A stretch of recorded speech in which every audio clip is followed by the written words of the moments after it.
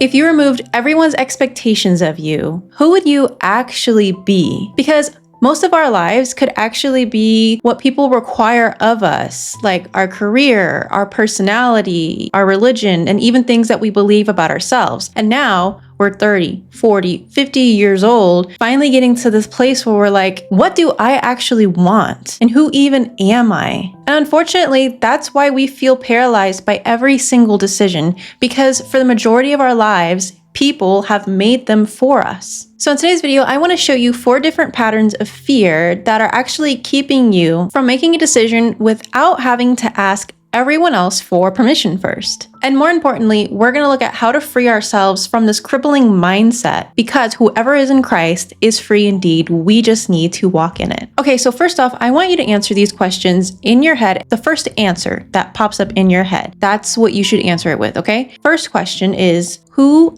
am I? Even if you think about what someone else has said you are, just answer the first thing that comes to mind. And one thing to note about this question is, don't think about what is my occupation. I want you to think about who you believe yourself to be, as in your identity. Okay, now second question, what am I living for? Even if your answer is nothing right now, or you're just living for money, just answer the first thing that comes to your head. And lastly, why am I here?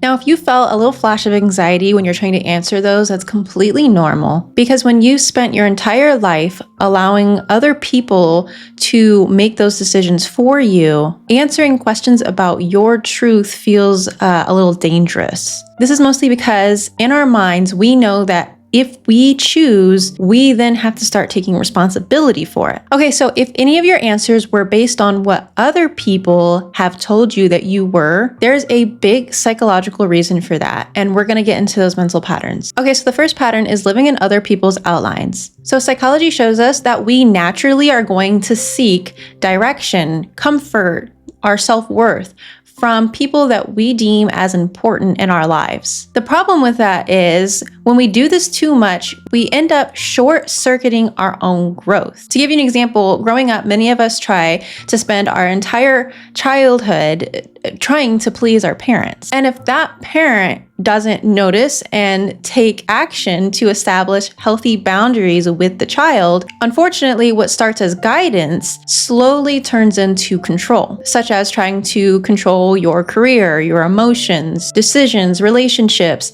and what you're allowed to believe about yourself. There's actually a famous study on human development that talks about identity awareness. It found that many adults get caught in repetitive habit-like patterns that lock them into an identity they picked up in an early childhood. So this means that you can become so firmly rooted in what your family's expectations of you, even if they were years and years ago, that today you genuinely have no idea what you want from yourself. And the Bible gives us a really good example of what happens when human opinions become more important than your own internal convictions. Like for instance, King Saul. In the book of 1 Samuel, God gave Saul a very specific instruction for a battle, and Saul disobeyed those instructions. When he was finally confronted about why he did it, Saul admitted the truth, and he said, "I was afraid of the people, so I gave in to them." So if you think about it, Saul was the king. He had the highest authority in the land, yet he allowed the fear of other people's approval of him decide what he was going to do. And that's the ultimate danger, because if your identity is based on other people's approval, then you actually are not free. Ultimately, you're controlled by whoever you're afraid of disappointing.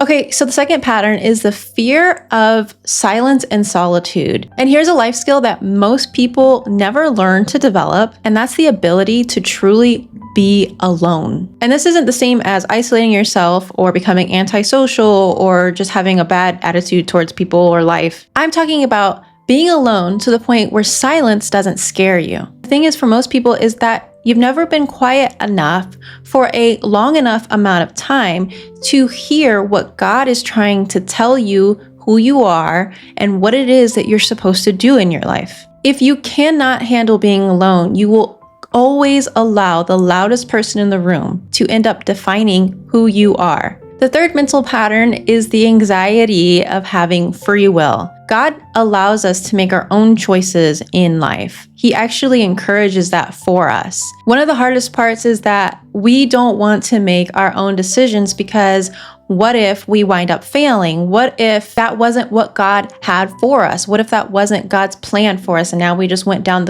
a completely wrong path? Well, God does have an answer for that. The godly may fall 7 times, but they will get back up again. What God is saying here is you are going to fall and you are going to make mistakes, but He is going to pick you back up and lead you down the path in which you should go. As the child's learning how to walk, as the child's learning how to ride a bike, they're going to make mistakes. They're going to fall down. But you know who's right behind them? The Father's going to pick them back up, care for them, say, it's okay, be there to support them, get back up again, and try again. It also says that God is going to guide us. He says, I will instruct you and teach you in the way you should go.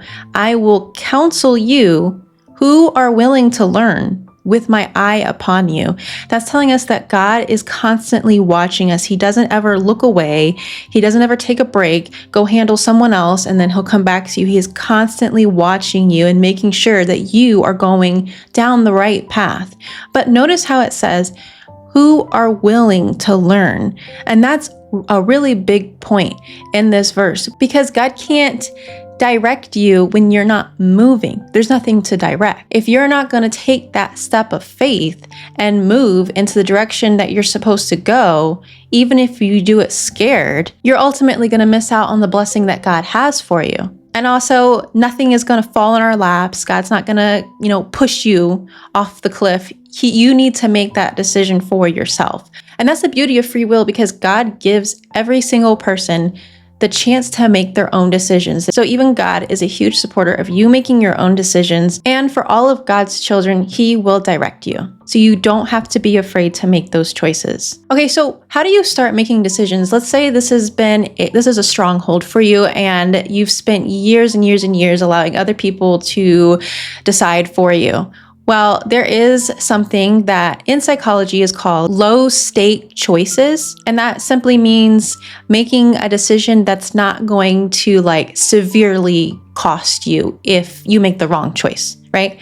So you have to understand that decision making is a muscle and you have to strengthen that muscle and make it stronger. So a good exercise to get out of that habit would be to stop asking other people what you should wear. Don't text your friends if that's what you do. Just put on the outfit that you like to wear. Or maybe stop asking your partner to pick the restaurant every single time.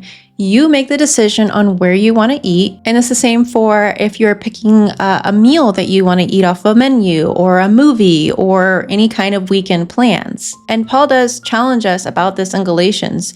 He is telling you that seeking human approval prevents us from truly serving God. Letting go of people pleasing is essential to walking with God. And it's essential for authentic freedom and purpose. Okay, so guys, if any of this has challenged you, or if you have anything else that you would like to add or anything else you'd like to share, please let me know in the comments because I would love to read them. Also, if you do like any of this content, I post every single week, so please subscribe because I would love for you to be a part of this community. Until then, keep allowing God to transform you by changing the way you think.